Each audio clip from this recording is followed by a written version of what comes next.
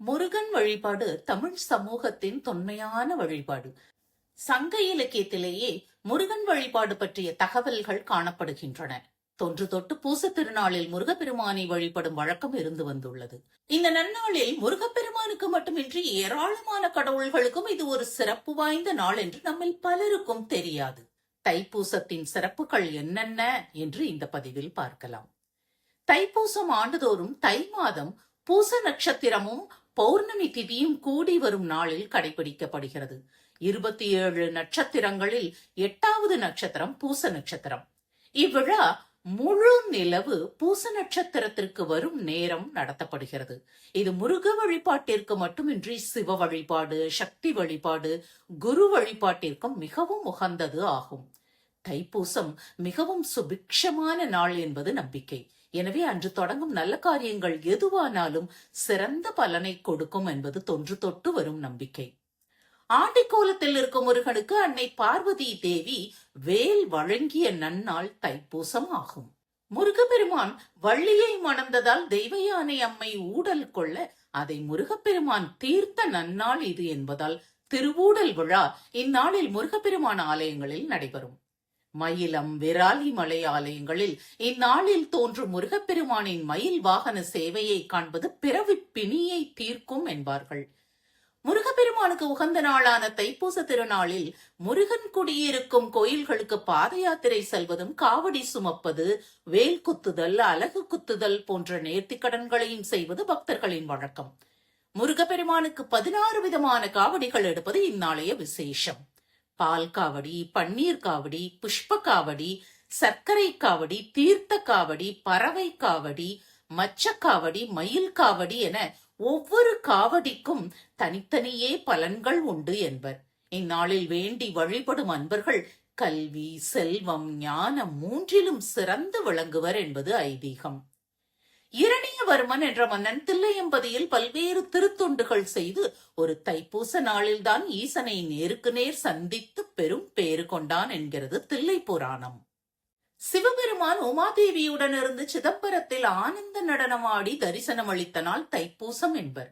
இவர் பார்வதியுடன் நடத்திய ஆனந்த நடனத்தை தில்லை சிதம்பரத்தில் பதஞ்சலி முனிவர், வியாக்கிரபாதர், ஜைன முனிவர் இவர்களும், தில்லைவாழ் அந்தனர் 3000 அவர்களும், 30 முக்கோடி தேவர்களும் இந்த தைப்பூச நன்னாளில்தான் ஆனந்த நடனம் கண்டு கழித்தனர். இக்காரணங்களுக்காகவே சிவன் கோவில்களில் தைப்பூசத்தன்று சிறப்பு அபிஷேகங்களுடன் பூஜைகள் நடத்தப்படுகின்றன.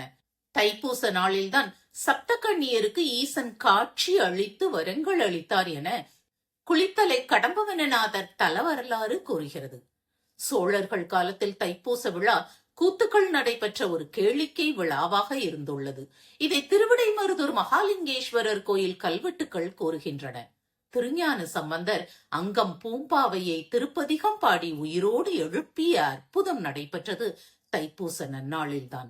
வரகுண பாண்டியனின் பிரம்மஹத்தி தோஷத்தை திருவிடைமருதூர் ஈசன் போக்கிய நன்னாள் இது. எனவே இந்நாளில் ஈசனை வணங்க சகல தோஷங்களும் நீங்கும்.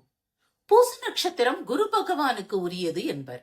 ஆலமர் செல்வனாம் தென்முக கடவுள் ஈசனுக்கே குருவாக அருளியவன் முருகப்பெருமான். எனவே இந்நாளில் முருகனை வழிபடுவது குருவின் அருளை பெற்றுத்தரும். படைப்பில் நீரும் நீரிலிருந்து முதல் உயிரினமும் தோன்றிய நாள் தை மாத பூச நாளில்தான் என்கின்றன புனித நூல்கள்.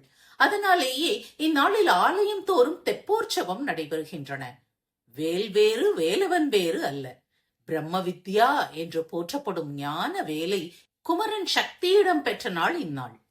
நெல்லையம்பதியில் அன்னை காந்திமதி நெல்லையப்பரை வணங்கி தாமிரபரணியில் நீராடி தவம் இருந்து ஒரு தைப்பூச திருநாளில்தான் அருள் பெற்றாள் என்கிறது தலபுராணம். திருவரங்கத்து நம்பெருமாள் தன் தங்கையான சமயபுரம் மாரியம்மனுக்கு காவிரி கரையில் சீர்கொடுக்கும் விழா நடப்பதும் இந்நாளில்தான்.